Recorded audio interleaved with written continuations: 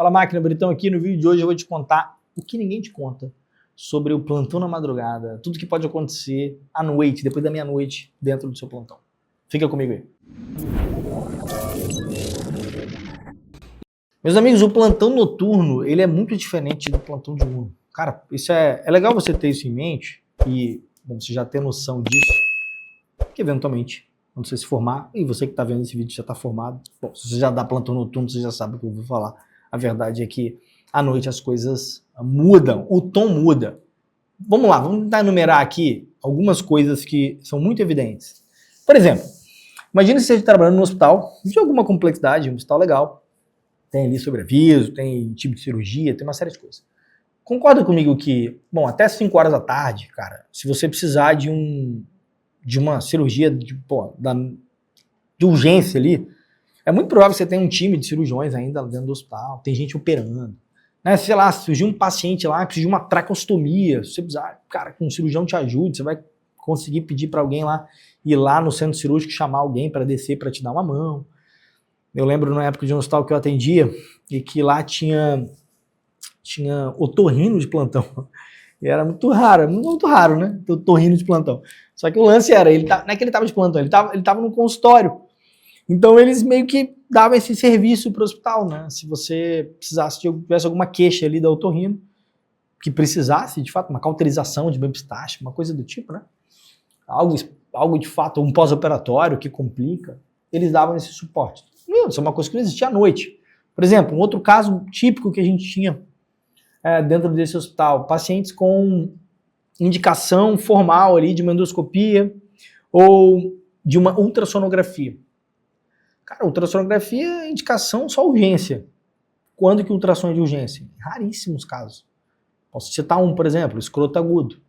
Então, se você está de dia, você tem um ultrassonografista que está lá, ele está fazendo a rotina dele, está fazendo os exames eletivos. Se tem uma urgência, ele põe na frente e faz na hora. Agora, imagina esse cenário acontecendo à noite. 2 da manhã, você precisa de um cirurgião vascular, porque chegou um paciente lá com uma lesão da radial, ou uma lesão da braquial, por exemplo, e o paciente está sem pulso distal, uma possível lesão total.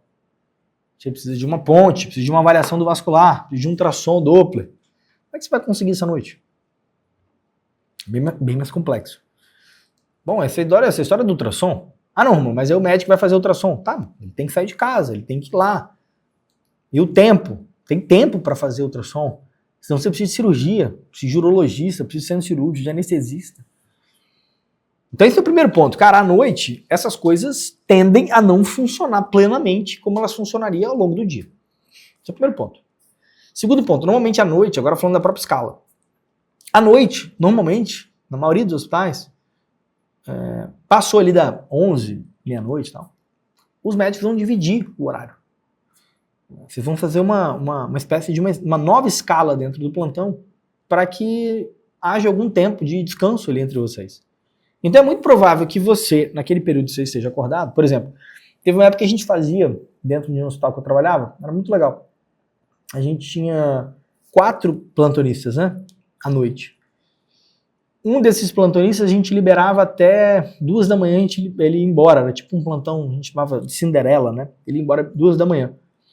Então, depois de meia-noite, ele tocava toda a porta até as 2 da manhã, porque ele já ia embora. E aí, de meia-noite em diante, a gente dividia entre os 3, né? Fazia uma espécie... Claro que se precisasse, os 3 estavam disponíveis, mas a gente fazia uma espécie de escala. Quando você estava sozinho, e principalmente o Cinderela, que era um plantão de porta, era um plantão para tocar ficha, porém, quando dava por volta de 11, 10, meia-noite, que era o horário que a taxa de atendimento caía muito, e já não tinha mais pacientes para atender, este plantonista tinha que tocar a emergência também. Ele tinha que cuidar de todos os outros pacientes. Claro que se fosse necessário ele ia chamar, mas ele precisava cuidar de todos os outros pacientes. Então significa dizer que se você está de plantão à noite, você pode estar sujeito a um tipo de trabalho como esse. E é muito provável que se você esteja só na porta, nesse momento você vai atender todos os pacientes que chegarem. Ah, mas eu posso pedir ajuda. Claro que pode. Mas talvez você seja com um colega que está lá, que bom, o cara tá ali há 2 dias trabalhando e você vai ainda acordá-lo à noite, naquele pequeno horário que ele tá descansando, para perguntar algo que você deveria saber. Não que isso seja um problema, vai? né? Você deve pedir ajuda, até porque o objetivo não está em massagear ou não o seu ego, a sua vaidade, não é isso. Está no melhor do paciente. Tu vai fazer o melhor para o paciente. Mas é evidente que isso abre uma chaga aberta de que você não está preparado para aquele cenário. Então os plantões noturnos, eles demandam mais do médico que está de plantão. Uma forma é essa. Terceiro ponto. Trabalhar de noite significa dizer que você pode trabalhar toda a noite. Isso é óbvio que eu estou falando, né?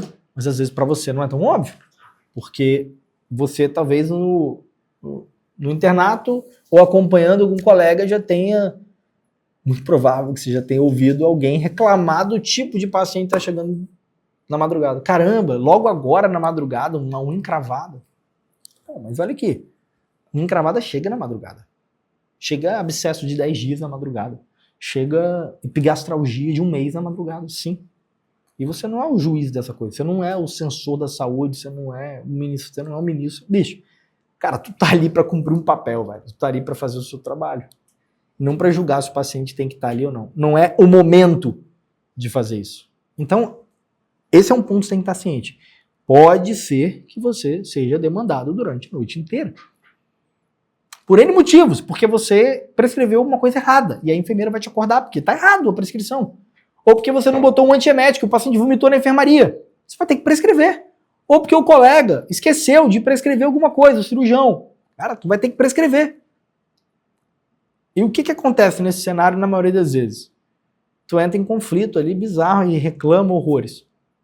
O que eu tô adiantando aqui para te ajudar? Velho, as coisas podem acontecer. E você pode escolher fazer isso bem feito, botando um sorriso na cara ou mal-humorado. Essa aqui é a real. E outra, isso gera uma demanda física.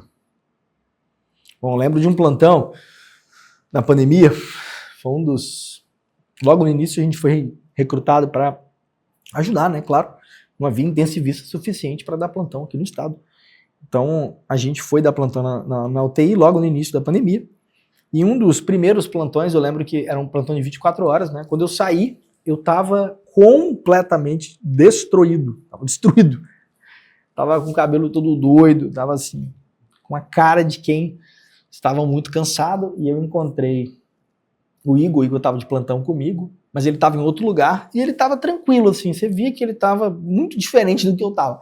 Você via que tava cansado também, mas era um outro nível de cansaço.